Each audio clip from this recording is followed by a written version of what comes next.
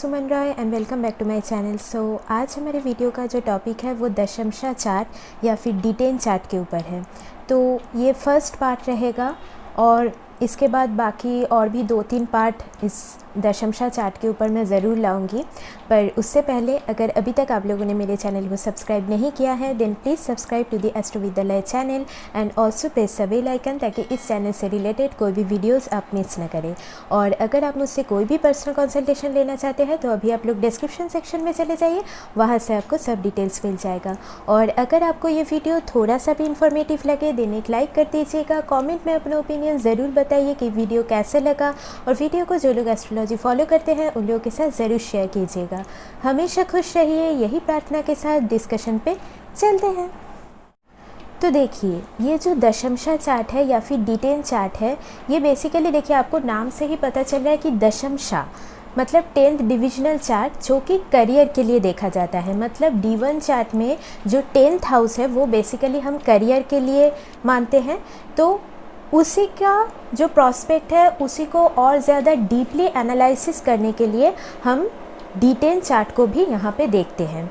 D1 D9 chart के बाद ये एक D10 चार्ट है जो काफ़ी ज़्यादा इम्पॉर्टेंट डिविजनल चार्ट है। पर देखिए यहाँ पे मैं फिर से वही बात बोलूँगी कि आपको पहले तो D1 चार्ट या फिर राशि चार्ट बहुत अच्छे से एनालाइज करना आना चाहिए, उसी के बाद आप D10 चार्ट में जाइए।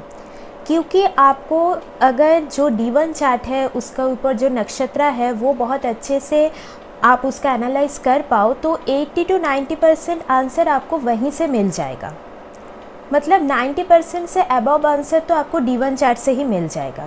फिर आप थोड़ा बहुत D9 चार्ट को भी वहाँ पे देखिए, क्योंकि D9 चार्ट से हम जो प्लैनेट है उसका जो एक्चुअल डिग्निटी है वो जान सकते हैं। और फिर उसके बाद अगर आपको लगे कि D10 चार्ट भी इम्पॉर्टेंट है तो फिर आप करियर के लिए D10 चार्ट में जाइए। ठीक है, तो यहाँ पे बहुत ज़्यादा केयरफुली एनालाइज करने की ज़रूरत है। तो इस वीडियो में मैं बेसिकली आपको D10 चार्ट का जो कैलकुलेशन पार्ट है वो सिखाऊंगी, क्योंकि इसके बाद मैं DTs के ऊपर जाऊंगी। दशमांश जो चार्ट है उसके अलग अलग DTs भी है, तो जिसके ऊपर भी हम बहुत ज़्यादा करियर को एनालाइज कर सकते हैं। तो उसको जानने के लिए आपको ये कैलकुलेशन जानना बहुत ज़्यादा इम्पॉर्टेंट होगा। देखिए, जो D10 चार्ट है वो तो आपको किसी भी सॉफ्टवेयर से भी मिल सकता है, पर ये कैलकुलेशन अगर आप नहीं सीखोगे इस वीडियो से तो आप जब मैं इसके बाद वाला जो DTs को लेकर बनाऊंगी तो फिर आप उसको नहीं समझ पाओगे। तो इसीलिए अभी मैं कैलकुलेशन पार्ट दिखाने वाली हूँ, तो ध्यान से वो देखिएगा। ठीक है। अच्छा, तो देखिए, ये जो मैंने आप लोगों को स्टार्टिंग में ही कहा था कि दशमशा चार्ट हम किसको बोलते हैं, तो यही मैंने यहाँ पे थोड़ा सा डिस्क्राइब किया है। और कैलकुलेशन पार्ट जानना आप लोगों के लिए बहुत ज़्यादा ज़रूरी है, अदरवाइज़ जब मैं DTs के बारे में बोलूँगी तब आपको समझ नहीं आएगा। ठीक है, तो ध्यान से सुनिएगा। तो देखिए, दशमशा जो डिवीज़न होता है, जो कि मैंने पहले ही कहा था कि 3 डिग्री करके हर एक डिवीज़न हम लोगों ने क्रिएट किया है 30 डिग्री तक। तो यहाँ पे जो फर्स्ट दशमशा होता है वो है 0 डिग्री से लेके 3 डिग्री। उसके बाद सेकंड दशमशा 3 डिग्री से लेके 6 डिग्री। उसके बाद थर्ड दशमशा 6 डिग्री से लेके 9 डिग्री। मतलब 3 डिग्री कर करके आपको 10th दशमशा मिलेगा 27 डिग्री से लेके 30 डिग्री तक। और यहाँ पे अगर ऑड साइन है, मतलब अगर कोई भी प्लैनेट आपके लगन चार्ट में यहाँ पे मेष में प्लेस्ड है, मिथुन में प्लेस्ड है, सिंह में प्लेस्ड है, तुला में प्लेस्ड है, धनु में प्लेस्ड है या फिर कुंभ में प्लेस्ड है, तो यहाँ पे जो कैलकुलेशन है वो उसी पर्टिकुलर साइन से स्टार्ट होगा। और या फिर अगर ये इवन साइन में प्लेस्ड है, मतलब आपके कुंडली में कोई भी प्लैनेट अगर D1 चार्ट में वृषभ राशि में प्लेस्ड है, कर्क राशि में प्लेस्ड है, कन्या राशि में प्लेस्ड है, वृश्चिक राशि में प्लेस्ड है, मकर राशि में प्लेस्ड है या फिर मीन राशि में प्लेस्ड है, तो फिर उस राशि से जो 9th नंबर राशि पड़ता है उससे जो कैलकुलेशन है वो हम लोग करेंगे। ठीक है, वो आप लोगों को एग्जाम्पल के द्वारा जब मैं समझाऊंगी तो और अच्छे से आप लोगों को समझ में आ जाएगा। पर फ़िलहाल तो जो मैंने यहाँ पे आप लोगों को दिखाया है, मतलब ये जो कैलकुलेशन है ये आप लोग नोट कर लीजिए कि फर्स्ट से लेके 10th दशमशा तक कैसे मैंने यहाँ पे जो डिग्री लिखा है वो ज़रा सा वीडियो पॉज करके नोट कर लीजिए। और जो साइन वाला मैंने बोला है वो भी आप लोग लिख लीजिए। ठीक है।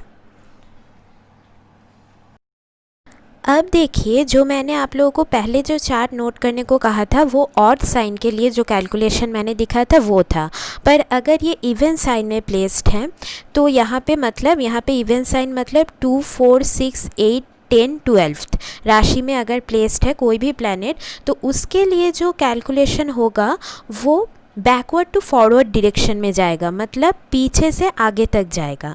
तो यहाँ पे आप ये चार्ट भी नोट कर लीजिए कि इवन साइन के लिए जो फर्स्ट दशांश होगा वो होगा 27 डिग्री से लेके 30 डिग्री तक। मतलब आप समझ रहे हो, ऑड साइन के लिए 27 डिग्री से लेके 30 डिग्री कौन सा दशांश था? 10th नंबर दशांश था।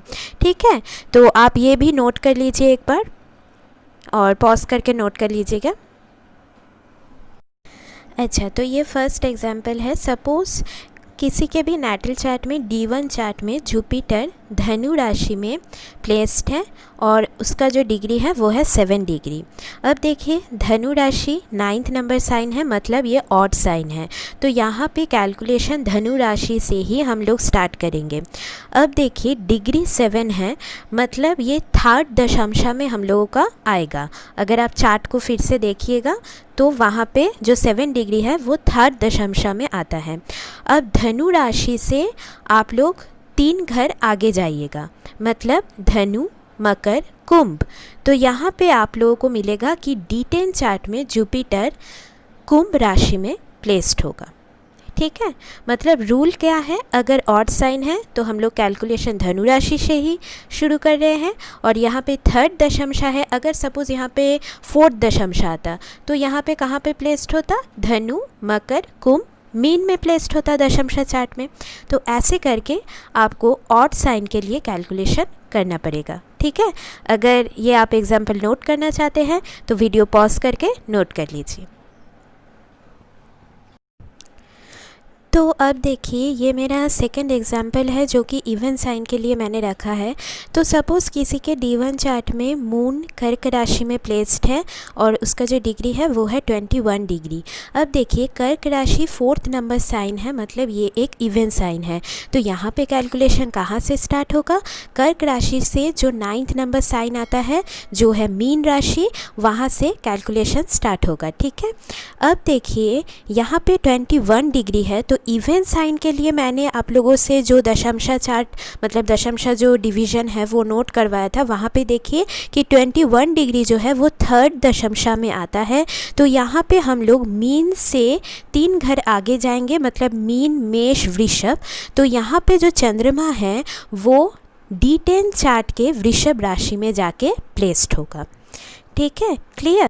ठीक है, तो अगर आप लोग चाहे तो ये वीडियो पॉज करके ये एग्जाम्पल भी नोट कर सकते हो, और मैं चाहती हूँ कि आप लोग ये मैनुअली कैलकुलेट करके देखिए कि आपका कौन सा प्लैनेट दशांश चार्ट में कहाँ पे जाके प्लेस्ड हो रहा है। फिर आप लोग अगर सॉफ्टवेयर से वो चार्ट निकाल के उसको एक बार मैच कर लीजिए, क्योंकि मैंने ये कैलकुलेशन आपको बेसिकली इसीलिए समझाने की कोशिश की है क्योंकि इसके बाद वाला जो पार्ट्स आएगा दशांश चार्ट के ऊपर, उसके लिए मतलब ये कैलकुलेशन आप लोगों को जानना बहुत ज़्यादा ज़रूरी है। ठीक है, तो यहाँ पे 2 चीज़ें हैं कि ऑड साइन के लिए कौन सा कैलकुलेशन फॉलो करना पड़ेगा और इवन साइन के लिए कौन सा। ओके, तो आई होप कि जैसे मैंने आप लोगों को समझाने की कोशिश की है तो मेरा जो कोशिश है वो किसी हद तक सफल हुआ है, और आप ये कमेंट में मुझे ज़रूर बताइएगा।